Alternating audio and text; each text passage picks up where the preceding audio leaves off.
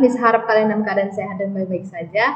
Nah, sebelum kita masuk ke materi, Miss mau ingatkan untuk anak-anak Miss yang sekarang sudah kelas 9, kalian sekarang sudah kelas 9, sebentar lagi akan lulus, artinya tanggung jawab belajarnya semakin besar.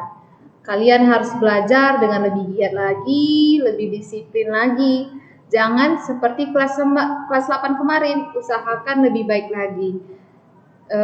Kalau di kelas 8 kemarin masih ada yang tidak mengirimkan tugas, tidak mengerjakan kuis, apalagi selama daring seperti ini. Di kelas 9 ini nanti jangan diulangi lagi, nah, karena kelulusan kamu sendiri yang menentukan. Artinya, berapa nilai tugas, berapa nilai kuis yang kamu dapat, segitulah nilaimu yang akan dibikin oleh guru-gurumu.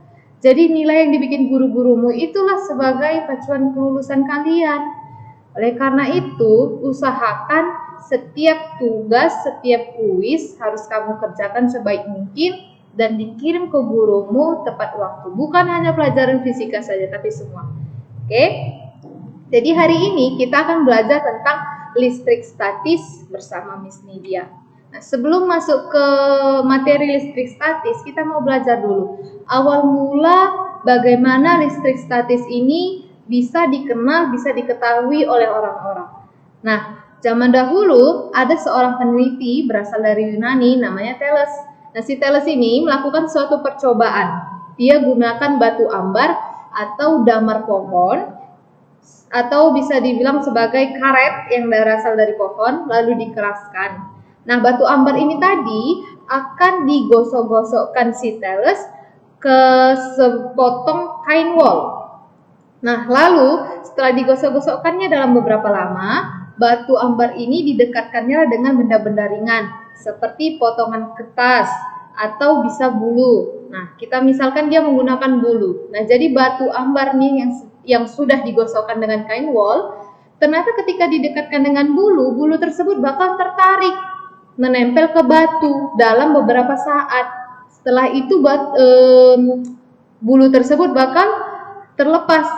Kenapa bisa dalam beberapa saat bulu tersebut menempel ke batu? Karena dalam periode waktu tersebut, selama bulu dapat menempel ke batu, ternyata di dalam batu ada aliran listrik. Nah, listrik yang diam di dalam batu itulah yang namanya listrik statis. Jadi listrik statis itu muatan listrik yang untuk sementara waktu diam di dalam suatu benda. Kalau di percobaan ini dia gunakan batu, berarti diam di dalam batu tersebut. Oke, nah listrik berasal dari bahasa Yunani, yakni elektrik, yang artinya elektron. Menurut ahli-ahli fisika lainnya, yakni Rutherford dan Niels Bohr, mengatakan bahwa elektron adalah bagian dari atom. Nah, atom sendiri adalah bagian terkecil dari suatu zat yang tidak dapat dibagi lagi.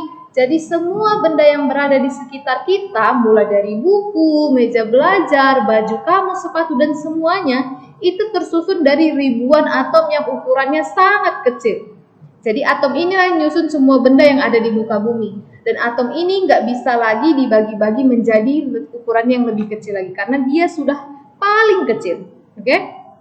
Nah, atom sendiri terdiri dari dua, yaitu inti atom dengan elektron. Nah, perhatikan gambar yang Miss buat. Ada inti atom. Inti atom ini adalah lingkaran yang berada di tengah. Oke? Nah, elektron itu adalah lingkaran-lingkaran yang berwarna kuning yang seperti bola ini yang berada di sekitar inti atom. Nah, jadi yang garis-garis ini adalah lintasan. Artinya elektron dapat bergerak mengelilingi inti atom. Nah, atom sendiri, inti atomnya itu terdiri dari dua, yaitu proton dan neutron. Perhatikan gambarnya. Inti atom kan tadi Miss bilang yang lingkaran tengah ini. Nah, di dalam lingkaran ini ada lagi yang kita lihat seperti bola berwarna biru dan yang berwarna kuning. Nah, yang berwarna biru itu misalkan proton, yang kuningnya adalah neutron. Jadi inti atom, lingkaran besar yang berada di tengah ini, di dalamnya terdiri disusun dari proton dengan neutron. Yang perlu kamu ingat, nak, proton dengan neutron itu sukar atau sulit untuk berpindah. Sedangkan elektron dia mudah dan gampang untuk berpindah dan bergerak. Oke, nah Tadi ke percobaan yang dilakukan oleh Thales, dia menggosok-gosokkan batunya, ternyata bulunya bisa menempel, artinya ada muatan listrik. Jadi pertanyaannya bagaimana benda dapat bermuatan listrik saat digosokkan? Apa hubungan kegiatan menggosokkan tadi dengan terciptanya muatan listrik statis? Oke, Miss bikin suatu percobaan. Nanti harus kalian lakukan sebagai tugas. Kalau contohnya yang kita butuhkan itu hanya penggaris plastik dengan potongan kertas kecil, yang ukurannya udah kita potong-potong dengan sangat kecil. Nah, jadi penggaris plastik tadi, coba kamu gosok-gosokkan ke rambut kamu. Lalu setelah digosokkan selama 2 menit, dekatkan penggaris plastik tadi dengan kertas-kertas kecil yang sudah kita potong-potong. Apa yang terjadi? Ternyata potongan kertas dapat ditarik oleh penggaris plastik setelah digosokkan dengan rambut. Karena penggaris plastik menjadi bermuatan negatif. Ingat ya, penggaris plastik bermuatan negatif.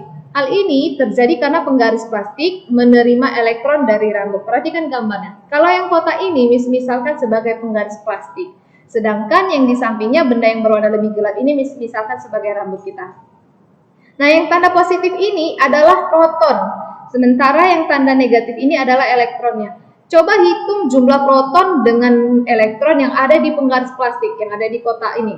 Nah, ternyata ada 8 proton, ada 8 elektron. Jumlah proton dan elektron sama-sama 8. Kalau jumlah proton dengan elektron sama, berarti benda kita bermuatan netral. Oke, bagaimana dengan rambutnya?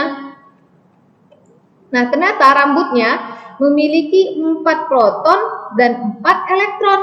Sama jumlahnya, berarti rambut kita juga awalnya bermuatan netral. Jadi sebelum digosokkan, penggaris plastik dengan rambut sama-sama netral. Tapi ketika digosokkan, ternyata terjadi yang namanya perpindahan elektron.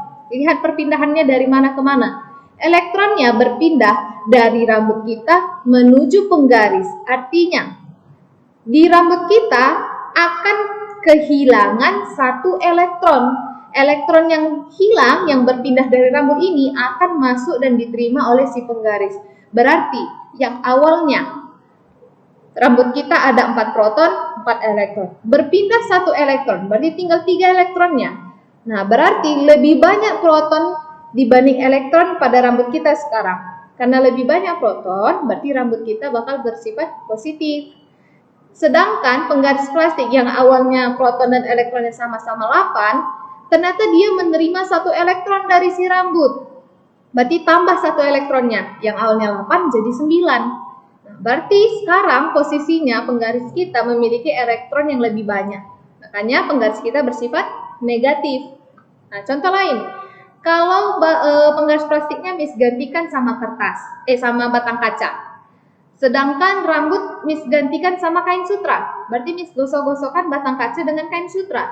Ternyata yang terjadi adalah potongan kertas bisa atau dapat ditarik oleh batang kaca. Karena batang kaca nantinya akan menjadi bermuatan positif. Nah, kenapa dia bermuatan positif? Karena batang kaca melepas 1 elektron. Nah, elektron yang dilepas batang kaca diterima oleh kain sutra. Perhatikan. Batang kaca awalnya netral, punya 3 proton, 3 elektron. Kain sutra juga awalnya bersifat netral, dia punya 8 proton, 8 elektron. Tapi ketika digosokkan batang kaca dengan kain sutra, 1 elektron di batang kaca bakal berpindah ke kain sutra, berarti berkurang 1 elektron di batang kaca. Berarti sekarang posisinya setelah digosokkan batang kaca punya 3 proton, 2 elektron. Berarti batang kaca kita bermuatan positif. Nah, kain sutra kita yang awalnya sama-sama 8 ternyata menerima 1 elektron dari batang kaca. Berarti sekarang elektron di kain sutra adalah 9, protonnya 8. Makanya kain sutra kita bermuatan negatif. Oke, berarti kebalikan dari contoh pertama tentang penggaris sama rambut kita. Nah, gimana kalau benda lain Miss gosokkan? Apakah ada muatan listriknya? Jawabannya ada. Perhatikan sudah Miss bikin bendanya apa, digosokkan kemana, muatan negatifnya apa. Nah, ini nakku sering kali nanti muncul di ujian. Bahkan bisa jadi Miss masukkan ke quiz kalian nanti. Oke, sekarang kita belajar Benda berdasarkan daya hantar listrik atau kemampuan suatu benda menghantarkan listrik. Ada dua macam. Yang pertama konduktor, yang kedua isolator. Kalau konduktor artinya benda tersebut dapat menghantarkan listrik. Contohnya logam, badan manusia, kayu basah, dan tanah. Sedangkan kalau isolator contohnya adalah karet, udara, porselin, dan politen. Nah, isolator ini termasuk ke benda-benda yang tidak dapat menghantarkan arus listrik. Nah, lanjut kita belajar tentang induksi magnetik. Induksi magnetik adalah peristiwa perpisahan muatan listrik pada suatu benda karena benda tersebut didekati oleh benda lain yang bermuatan. Artinya benda yang kita butuhkan itu harus ada dua benda. Benda pertama dengan kedua. Yang pertama benda bermuatan netral, yang kedua benda yang bermuatan bisa positif, bisa juga negatif. Contohnya, katanya sebuah logam diberi muatan positif. Lihat logamnya. Nah, logamnya ini bermuatan positif, sama kayak gambar di sebelahnya. Ada dua benda, benda A dengan benda B. Benda A yang bermuatan positif didekatkan dengan benda B yang bermuatan netral, karena benda B ada 3 proton juga 3 elektron. Nah, ketika didekatkan ternyata proton dan elektron benda B yang posisinya sembarang, ketika didekatkan dengan benda A, maka benda A cenderung akan menarik elektron-elektron dari benda B karena benda A adalah bermuatan positif. Dia cenderung menarik elektronnya. Makanya di benda B elektron dan protonnya sudah terpisah. Kan?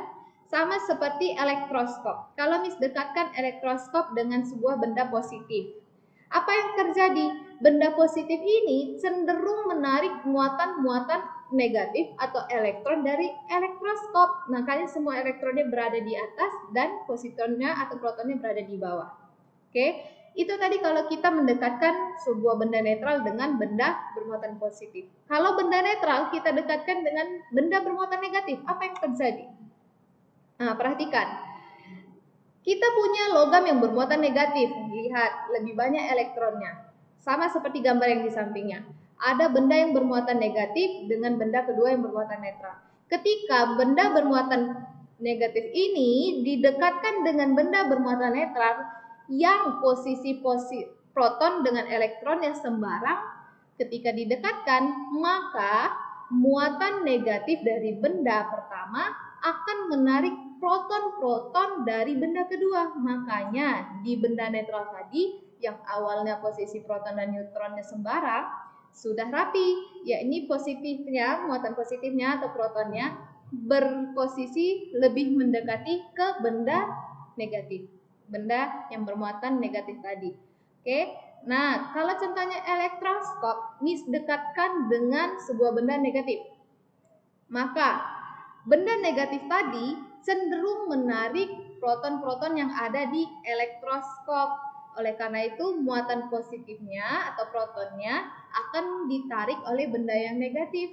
Makanya protonnya berada di atas dan elektronnya berada di bawah. Nah, ini juga bisa dijelaskan dengan sifat-sifat muatan listrik. Kalau ada dua muatan, yang pertama muatan positif, yang kedua benda bermuatan negatif, saling dekatkan, maka yang terjadi adalah terjadinya peristiwa tarik-menarik karena dua benda tersebut memiliki muatan yang berbeda, satu positif, satu negatif. Tapi kalau dua benda yang sama, contohkan benda pertama muatan positif, yang kedua juga muatan positif, apa yang terjadi? Mereka akan saling tolak-menolak. Yang ketiga juga sama muatannya, sama-sama negatif. Kalau didekatkan apa yang terjadi? Saling tolak-menolak, sama seperti kita manusia. Kita yang perempuan cenderung tarik, memiliki rasa tertarik dengan yang pria yang berbeda jenis dengan kita.